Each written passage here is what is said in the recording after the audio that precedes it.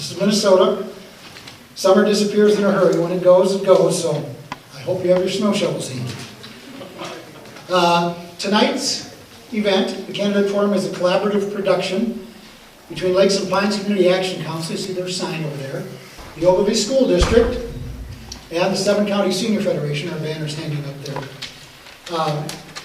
We've been working on this for about 4 weeks now, and I think we've got all our ducks in a row. I guess you'll be the judge of that as we move through tonight's activities. So I would like to first of all give some big thanks to the people who were responsible for pulling it together, especially from Lakes and Pines, Dawn Beesman and Denise Stewart. A couple of them are back there. And from the Ogilvie School District, number 333, Kathy Belshine. So if you could give them a round of applause, I'd appreciate that. My name is Tim Burkhardt. I'm the director of the 7 County Senior Federation. And if you'll indulge me just for a second, I have one quick promo about our organization. The promo has to do with an issue we've been working on for the better part of 6 years.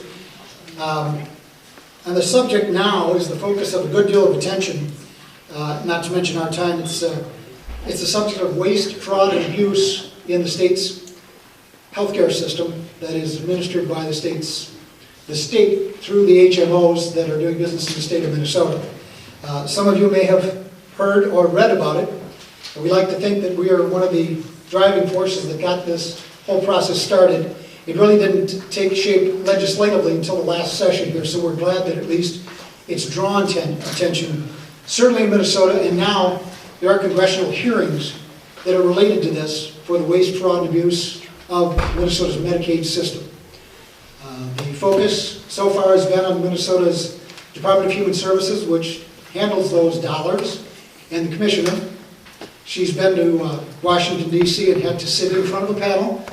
Congressman Darrell Issa convened one. Chuck Grassley from Iowa also has convened a committee and is asking questions.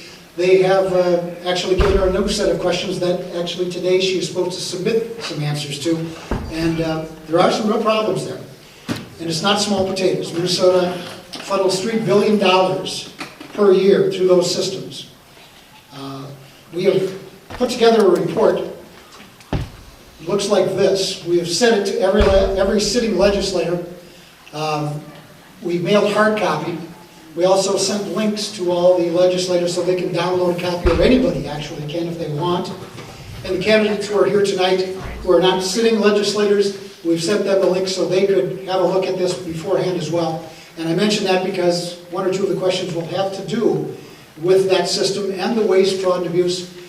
And it touches both sides of this process tonight, state and federal, because it has spawned, like I say, a federal investigation. So I'm hoping that you pay attention to the questions and the responses you get from the candidates who are looking to gather your attention, not to mention your vote. So with that said, I would like to turn things over to the moderator for the evening, who will be asking questions. He'll walk you through the format briefly and let you know how things are going to work.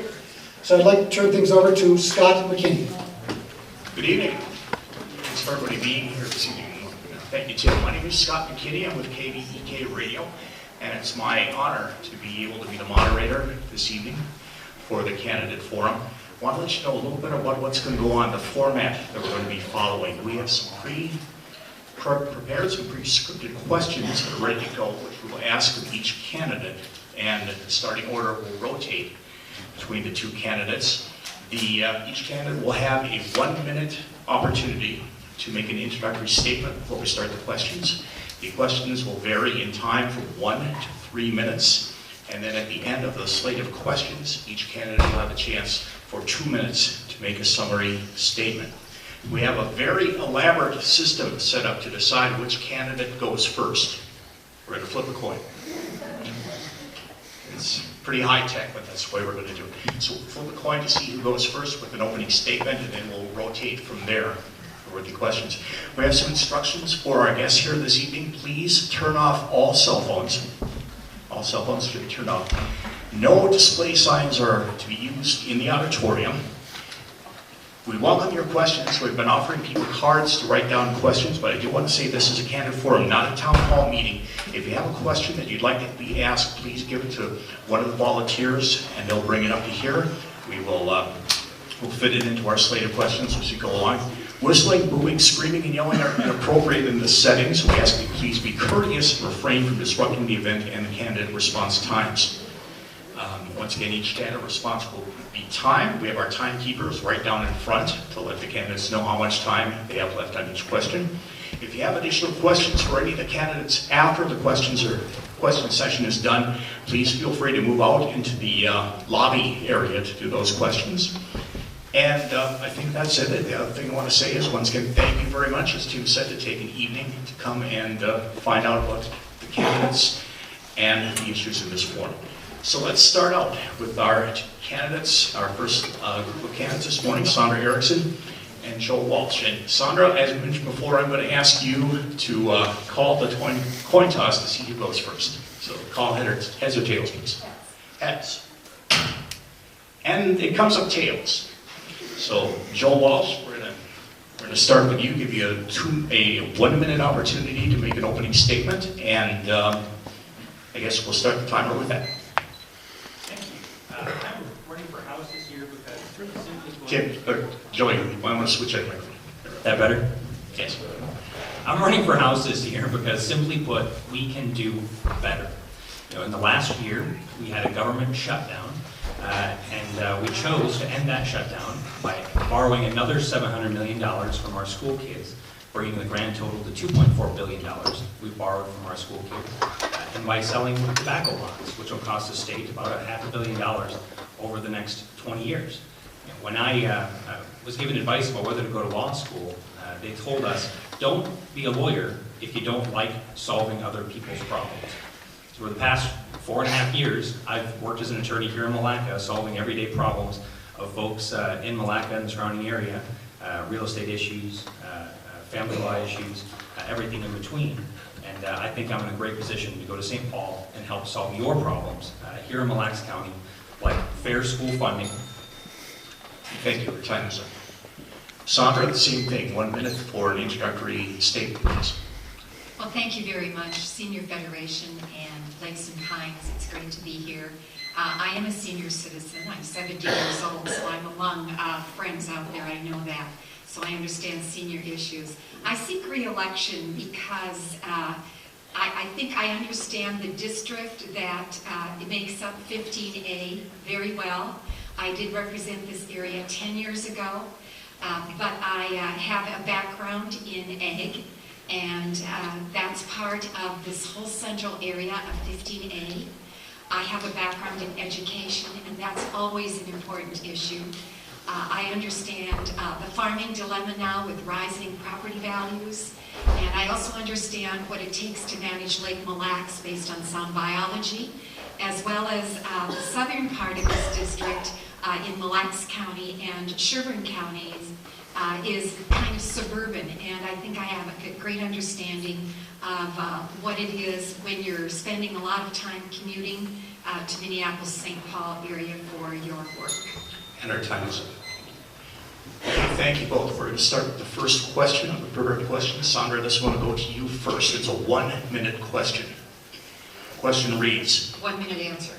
I'm sorry? It's not a 1 minute question. That's a 1 minute answer. Thank you. Good point.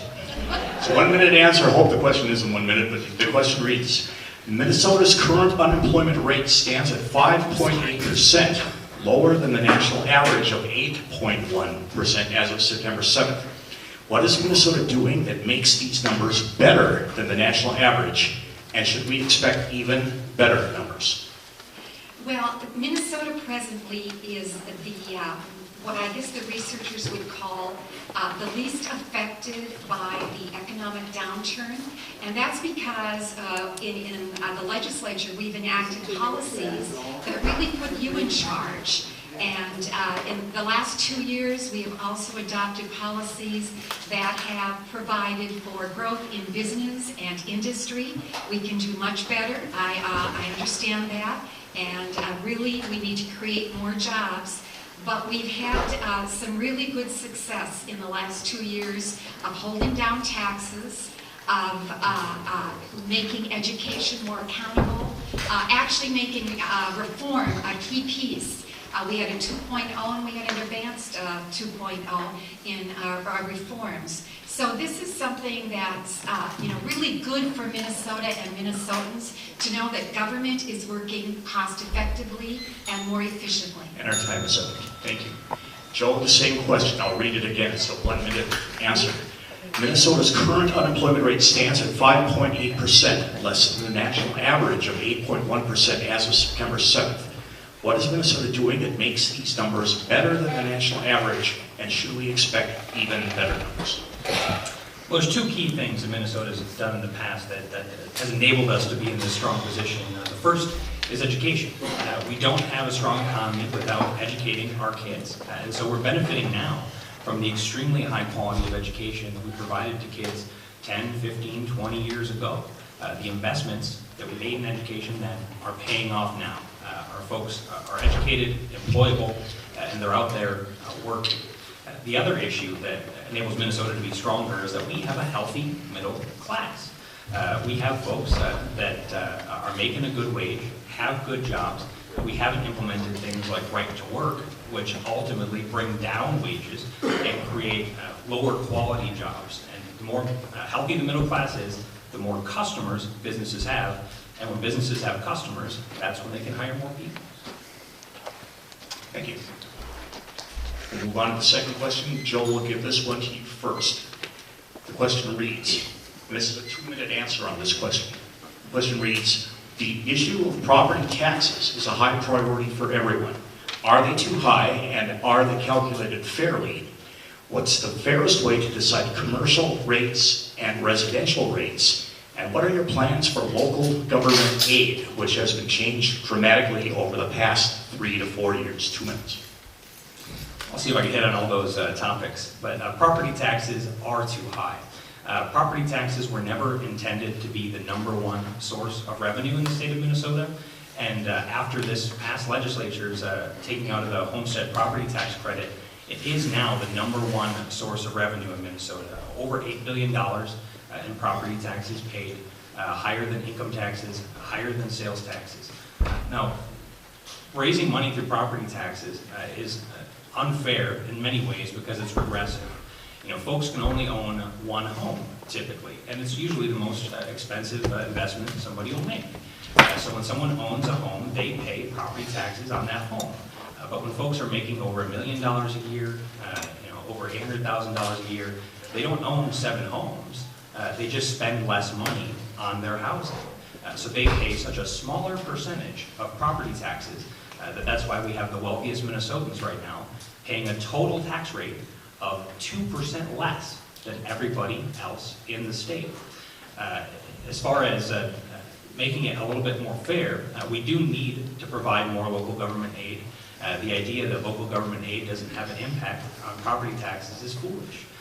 When we stop providing money from the state to the counties, it doesn't become any cheaper to build the roads. It doesn't become any cheaper to provide sewer and water and other public services. We still need police. We still need firefighters. We still need all of these services that all of us depend on. And we need to create a fair tax system all the way for property taxes, sales taxes, and income taxes. And to me, that means at least that everybody will pay the same total tax rate at the end. We're not going to play games anymore with winners and losers in our tax system. And it's always been the wealthiest Minnesotans paying up to 2% less than ordinary middle-class Minnesotans and least wealthy Minnesotans. Our time is up. Thank you. Sandra, the same question for you, a 2-minute answer. The issue of property taxes is a high priority for everyone. Are they too high, and are they calculated fairly? What's the fairest way to decide commercial rates and residential rates? And what are your plans for local government aid, which has been changed dramatically over the past 3 to 4 years? Property taxes are a local issue. All that happens at the state is that we have, unfortunately, 51 classifications for property. But that isn't necessarily a legislative decision. That happens in revenue. Revenue also determines what value your farmland will be taxed at.